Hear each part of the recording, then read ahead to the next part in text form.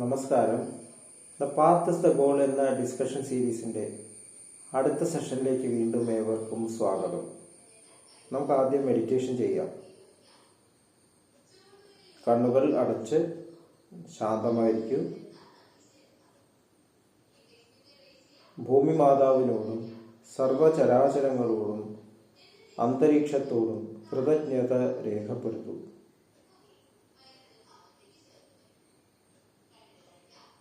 ഭൂമി മാതാവിൽ നിന്നുമുള്ള healing energy കാലുകളിലൂടെ പ്രവേശിച്ച് ശരീരം മുഴുവൻ വ്യാപിക്കുന്നതായും ശരീരത്തിലെ എല്ലാ ഭാഗങ്ങളെയും എല്ലാ കോശങ്ങളെയും റിലാക്സ് ചെയ്യാൻ സഹായിക്കുന്നതായും അനുഭവിക്കൂ.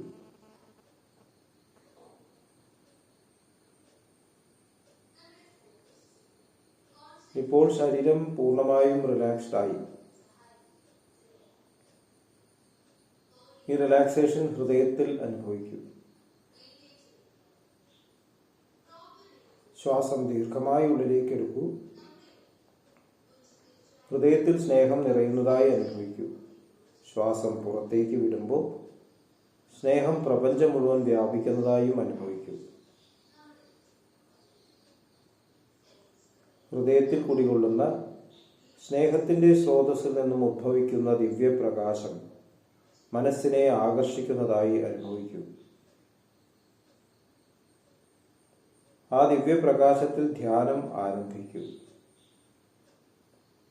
മനസ്സിൽ ചിന്തകൾ വരുന്നുണ്ടെങ്കിൽ മൃദുവായി അവയെ അവഗണിക്കുക. ദിവ്യപ്രകാശത്തിൽ ധ്യാനം തുടരുക.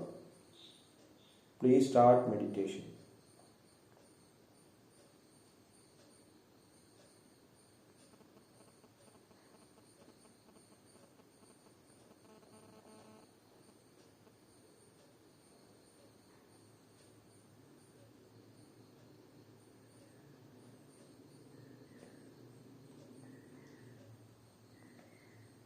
ഓക്കെ, ആ കണ്ടീഷൻ ഹൃദയത്തിൽ നിലനിർത്തി പതുക്കെ കണ്ണുകൾ തുറക്കൂ.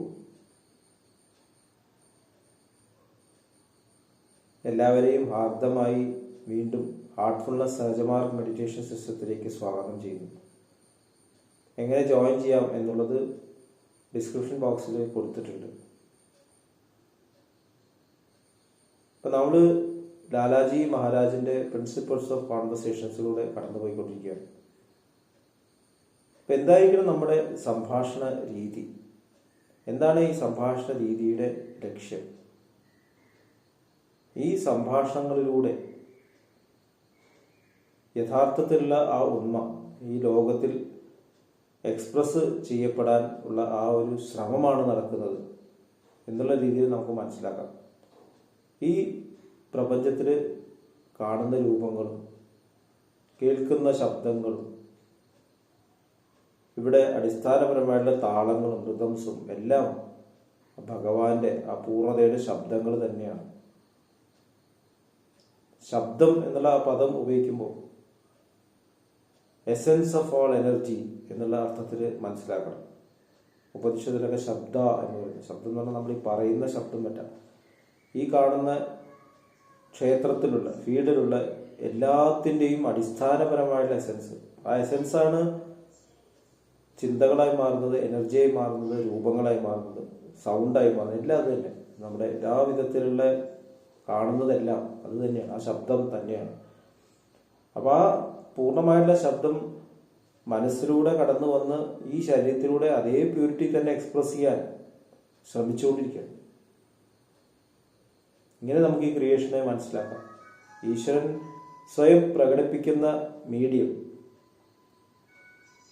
അപ്പം അതേ പൂർണ്ണത ഈ ഫൈനൈറ്റ് ആയിട്ടുള്ള ഈ നശ്വരമായിട്ടുള്ള ഈ പ്രപഞ്ചത്തിലൂടെ മാനിഫെസ്റ്റ് ചെയ്യാൻ സാധിക്കുമോ?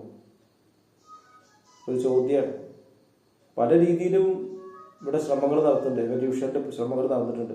ആയുസ് നീട്ടിയിട്ട്, അതുമാതിരി ശരീരത്തിൻ്റെ ഘടന മാറ്റിയിട്ട്, അതുപോലെ തന്നെ കഴിവുകളിലൂടെ പല രീതിയിലും ഇവിടെ ആ ശബ്ദം മാനിഫെസ്റ്റ് ചെയ്യാനുള്ള ശ്രമങ്ങൾ നടക്കുന്നതായിട്ട് കാണാം. ആയുസ് നീട്ടിയിട്ട് ബ്രഹ്മാവിൻ്റെ കഥ നമ്മൾ പറയുന്നുണ്ട്.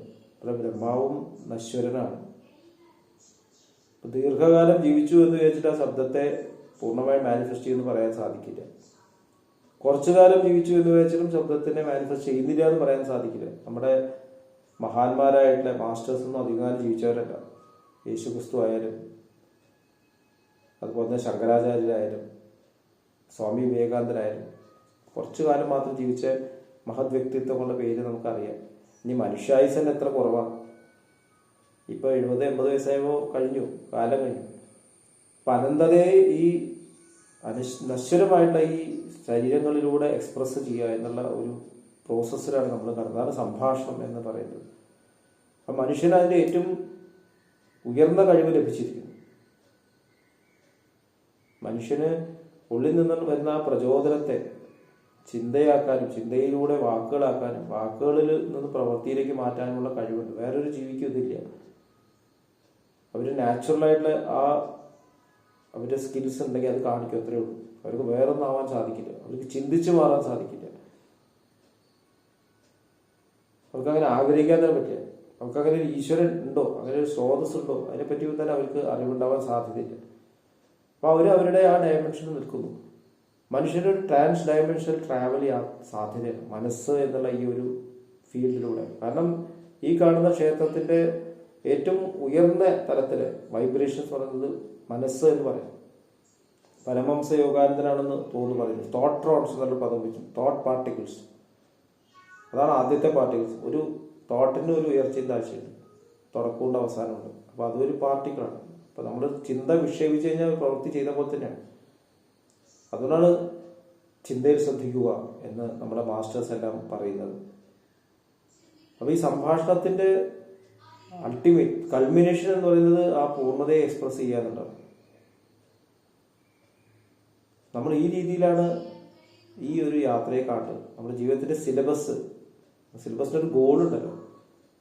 നമ്മൾ സ്കൂളിൽ പഠിക്കുമ്പോൾ ഒരു ഗോളുണ്ട്, മാക്സിമം മാർക്സ് 100/100 എന്ന് പറയും.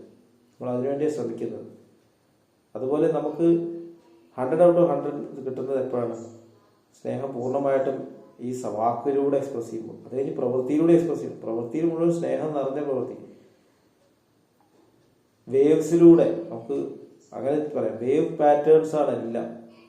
വേഗതയുണ്ട്, വേഗത കുറഞ്ഞു, ഫ്രീക്വൻസി കൂടിയതും ഫ്രീക്വൻസി കുറഞ്ഞതുണ്ട്. ഈ വേവ് പാറ്റേണിലൂടെ വേവ് ഇല്ലാത്തൊരവസ്ഥ.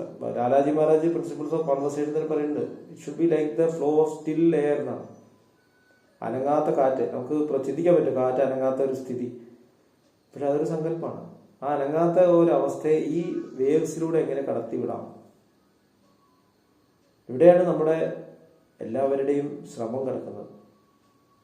സൈലൻസാണ് ഏറ്റവും വലിയ ഭാഷ എന്ന് നമുക്കറിയാം. കാരണം അബ്സല്യൂട്ട് സൈലൻസിൽ വൈബ്രേഷൻസ് ഇല്ലാതെ സൈലൻസ് ഇൻ സൈലൻസ് എന്ന് പറയും. പക്ഷെ ആ സൈലൻസിൽ ഈശ്വരന് മാത്രമേ നിൽക്കാൻ അധികാരമുള്ളൂ. നമുക്ക് ആ സൈലൻസിൽ നിലകൊള്ളാൻ അധികാരമില്ല. അകർമ്മത്തിൽ നിലകൊണ്ടുകൊണ്ട് കർമ്മം ചെയ്യൂ എന്നാണ് ഭഗവാൻ പറയുന്നത്. അപ്പൊ അതൊക്കെ വലിയ വിപരീതമായിട്ടുള്ള കാര്യങ്ങളായിട്ട് തോന്നാം. പക്ഷെ നമ്മൾ പഠിക്കേണ്ടിയിരിക്കുന്നു, അഭ്യസിക്കേണ്ടിയിരിക്കുന്നു. അതാണ് നമ്മുടെ കൾമിനേഷൻ, അതാണ് മാസ്റ്ററി എന്ന് പറയുന്നത്. മാസ്റ്റേഴ്സും ഈ തരത്തിൽ ഇവോൾവ് ചെയ്തുകൊണ്ടിരിക്കുകയാണ്. കൂടുതൽ എങ്ങനെയാണ് ഈ പൂർണ്ണതയെ ഇവിടെ അവതരിപ്പിക്കാൻ സാധിക്കുക. മഹാത്മാഗാന്ധിജി അനുഭവിച്ച വേദന അതായിരുന്നു. ഭയങ്കര പെയിനാണ് അനുഭവിക്കുന്നത് പറയുന്നത്. എങ്ങനെ പറ്റുന്നില്ല, ഞാൻ എവിടേക്കോ ഇരുട്ട് കാണുന്നു എന്നൊക്കെ പറയുന്നതാണ്. അപ്പോൾ നമ്മൾ എനിക്ക് എന്തോ തെറ്റ് സംഭവിച്ചു. ഒരു തെറ്റും ചെയ്തില്ല. അദ്ദേഹം അനുഭവിക്കുന്ന പേഴ്സണലായിട്ടുള്ള ഈ ഒരു പ്രശ്നമാണ്. എനിക്കത് അവതരിപ്പിക്കാൻ പറ്റുന്നില്ലല്ലോ, ഞാൻ പുറത്തേക്ക് കാണുന്നില്ലല്ലോ എന്നുള്ള ഒരു വേദന. അപ്പൊ നമ്മൾ അനുഭവിക്കുന്ന പെയിൻ, മിസറി മുഴുവൻ അതാണ്. അടിസ്ഥാനപരമായിട്ടുള്ള നീഡ് നമ്മൾ നോക്കിക്കഴിഞ്ഞാൽ ആ പൂർണ്ണത എക്സ്പ്രസ് ചെയ്യാന്നുള്ളതാണ്. നമ്മൾ നീഡ്സിനെ കുറിച്ച് ചർച്ച ചെയ്യാണ്. അപ്പൊ നമുക്ക് ഏറ്റവും ഹയസ്റ്റ് നീഡിനെ പറ്റി ആദ്യം തന്നെ പറയാം. ഹയസ്റ്റ് നീഡ് എന്താണ്? ഫ്രീ ആയിട്ട് കംപ്ലീറ്റ് ആയിട്ട് ആ പൂർണ്ണത എക്സ്പ്രസ് ചെയ്യുക. അതാണ് നമ്മുടെ നീഡ്. നമ്മൾ അവിടെ നിന്ന് തുടങ്ങാം. ബാബുജി മഹാരാജ് കോൺസ്റ്റന്റ് റിമംബറൻസ് എന്നുള്ള പദത്തെ കുറിച്ചിട്ട് വിസ്പേഴ്സിൽ പറയുന്നുണ്ട്. It is expression of love of the inner being without the involvement of thoughts, interference of thoughts.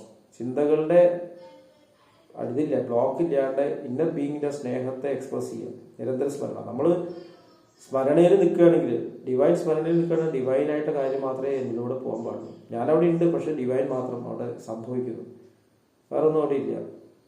ഈ ശരീരത്തിൽ നിന്നുകൊണ്ട് അത് നമുക്ക് സാധ്യമാണ്.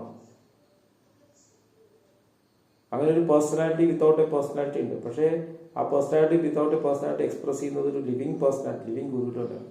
അപ്പോൾ ആ എക്സ്പ്രഷനിൽ തീർച്ചയായിട്ടും പൂർണ്ണത ഉണ്ടാവില്ല, ഒരു സംശയമില്ല. തീർച്ചയായിട്ടും എന്തെങ്കിലുമൊക്കെ ഉണ്ട്. അപ്പോൾ നമ്മൾ മാസ്റ്ററിന്റെ കൂടുതൽ പഠിക്കാനുള്ള മാസ്റ്ററുടെ സൈലൻസിൽ നിന്നാണ്. മാസ്റ്റർ തരുന്ന ട്രാൻസ്മിഷൻ എന്നാണ് മാസ്റ്ററിന് പറയുന്നത്. ട്രാൻസ്മിഷൻ അബ്സല്യൂട്ട് സൈലൻസ് എന്നാണ്. അതുകൊണ്ട് എത്രത്തോളം നമുക്ക് മാസ്റ്റർ മുമ്പിൽ സൈലന്റ് ആയിട്ടിരിക്കാൻ സാധിക്കുന്നു അത്രത്തോളം നമ്മൾ ഗ്രഹിക്കുന്നു. മനസ്സിനെ സൈലൻസ് ആക്കുക, ശുദ്ധീകരിച്ചിട്ട് ശാന്തമായിട്ടിരിക്കാൻ സാധിക്കും, നമുക്ക് എല്ലാം കിട്ടുന്നു. അതാണ് സംഭാഷണത്തിന്റെ ഹയസ്റ്റ് ലെവൽ.